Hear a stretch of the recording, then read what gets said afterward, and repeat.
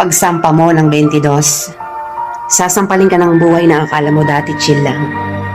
Malalaman mo na yung mga salitang hindi pinupulot ang pera, na dati ay naririnig mo lang sa mga magulang mo. Magtatrabaho ka, magbabayad ng tubig at kuryente. Tapos trabaho ulit, paulit-ulit.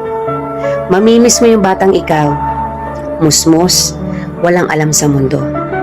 May mga gabing bibilangin mo ang oras ng tulog mo kasi akala mo makakatulong ito. Gigising ka para kumayod, umanap ng pera. Perang akala mo sapat na. Pero dahil salat ka, wala kang magagawa kung hindi tanggapin ang katotohanang ganito ang buhay.